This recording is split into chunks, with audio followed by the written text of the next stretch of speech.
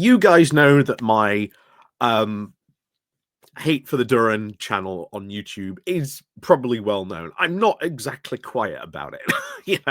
I think the Duran is probably the biggest place on YouTube for fantasy politics.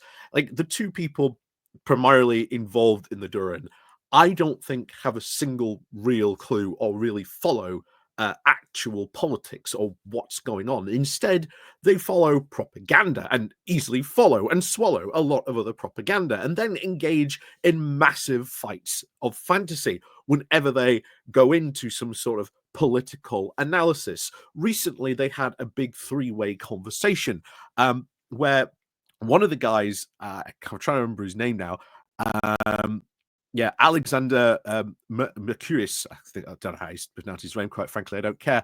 But he went on to say on this three-way conversation that when Europe rearms, and remember, this is his fantasy take on this politics, that somehow Europe rearming is going to lead France and Germany to be in conflict again, that they are going to go to war again, without stating a reason why, except, oh, there's just tensions between the two.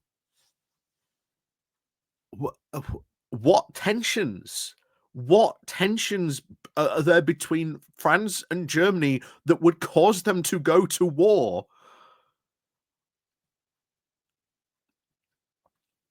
But the Duran is a very big channel on YouTube, and it unfortunately gets watched by a heck of a lot of people. And I know right now there are going to be a lot of people drawn to this video who watch the Duran. And my hope is that you guys take this on board and maybe some of you consider not watching the Duran anymore. Hopefully, this might even start questioning some of you guys why you even watch the Duran and why they don't mention, shall we say, certain things that are actually going on in the Ukraine war. That's because they are propagandists, Russian propagandists, most and foremost.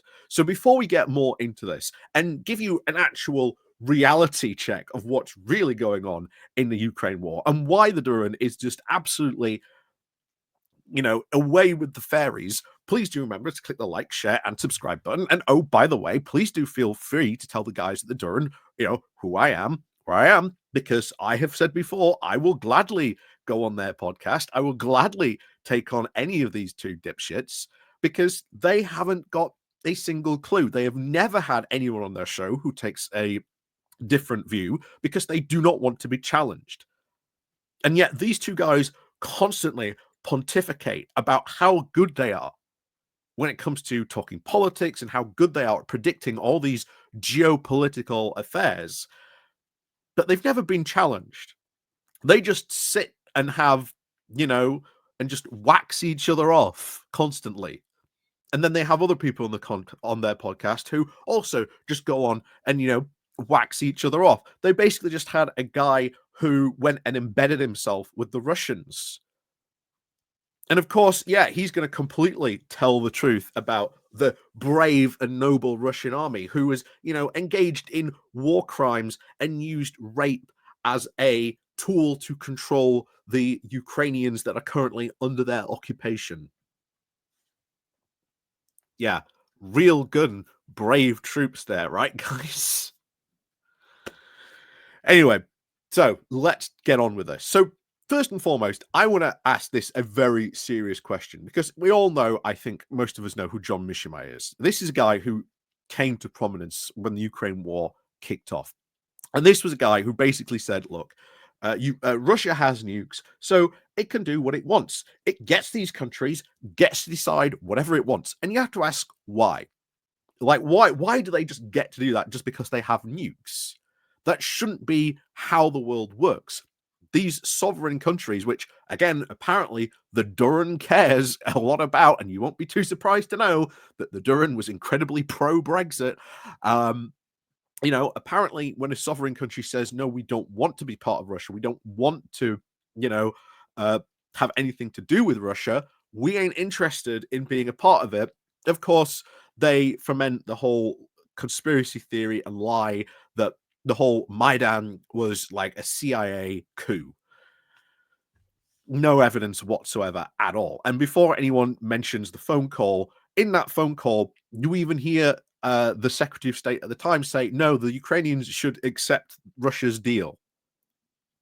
Yeah, but there you go. Anyway, I want you to have a look at this because this map behind John Mearsheimer is an enigma to me. I initially thought maybe this was some sort of 18th, 19th century map because um it looks like um that is some sort of maybe, it looks like it because you can see Russia controls Finland, it controls the Baltics, Poland, um, you know, and all of Ukraine, and some parts of uh, you know, modern day, um, Romania. Kind of a weird map. But then you look at the rest of it, and it doesn't follow the contours of what you would expect to see from that type of era of that map. But no, I think what that is John Mearsheimer has himself commissioned a map of what he believes the great power sphere and structure of Europe should be. And basically, Russia gets to control those countries. And unless someone else can give me a better explanation of what that map is, um, that might as well be it. But yeah, kind of weird. So anyway, recently, of course, the guys over at Duran have been very, very much crowing, shall we say, about the fact that Zelensky has been given the squeeze by Trump. However, in the past 24 hours, things have quite turned around in that regard. So you've basically had yesterday talks took place between Zelensky and the US in Saudi Arabia, and they have said, with bear in mind, France and the UK as well have been involved in these talks as well, saying, okay, we'll agree to a 30-day ceasefire if Russia agrees to one too. So right now, we don't know whether Russia is going to agree to this 30-day ceasefire, but I'll tell you what, that US weapons and intelligence sharing has been turned back on, meaning that now Putin's hope, or at least that pause he has used in those weapons to retake some of Kursk by moving a lot of troops from the south to basically throw at, and try and retake the Kursk region, might have been effective for now, but not so much because meanwhile, of course, you've got what's been going on in the south. And this is where you come here. Now, this, of course, is South Ukraine. And right here, you can see Donetsk. And you can see all this stuff going on. Now, what the Duran will not tell you is that last week, just actually, no, just last couple of days ago, in fact, Russia resorted to using cavalry tactics. They did a cavalry charge right into Ukrainian lines, and yes, it went as well as you possibly think it could go. It went absolutely disastrously. And not only that, but there has been a lot of movement on this line, and a lot of people are now looking at this and going, oh, Donetsk might be under threat. That line right there might be about to collapse.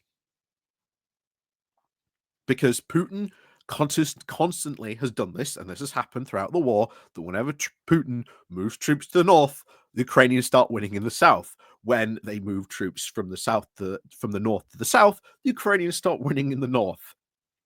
But now intelligence sharing and, of course, weapons are now back on. You're going to start to see, I think there's a lot of very interesting action on that front down in the south, potentially as well. And not only that, bear in mind, the Russian nationalists have started screaming at this offer of a ceasefire. They are telling Putin not to accept it. I don't think Putin is going to accept it at all. Because remember, he is insistent that all these oblasts that he has claimed are all Russian territory. And all these Russian nationalists are saying, you've got to reclaim Russian territory. But here is an army that is having to resort to cavalry charges in the modern warfare.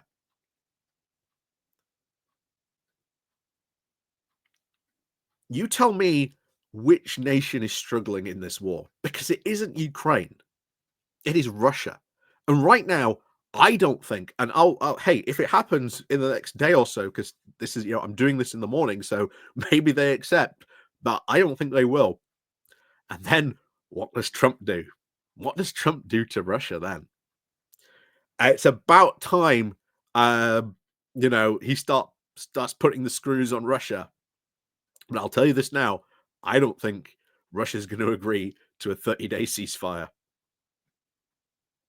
because Putin wants to take as much land as he can, but so long now as the weapons intelligence sharing are now back on the menu, things are now back in the Ukrainians' favor.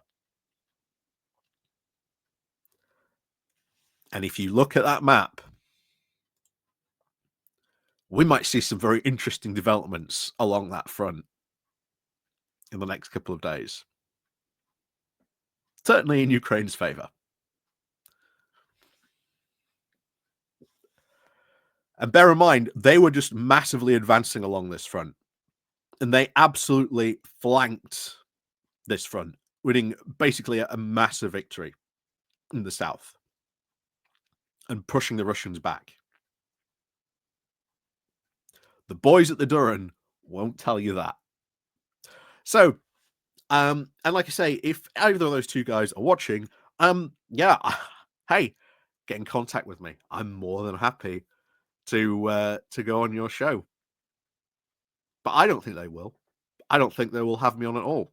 And hey, if you don't want me because I'm a I'm a literally who, well, there are plenty of other pro-Ukrainian YouTubers out there you could have on. Why don't you have them on and talk with them? Like, I don't know, maybe Dylan Burns, for example. Or if you really wanted to, why not have an actual Ukrainian on? Like someone like, I don't know, Ukrainian Anna. Just a thought, guys. Just a thought. But I don't think they're ever going to have anyone on their show who challenges them. So, as always, thank you very much for watching. And of course, as always, we'll see you all next time.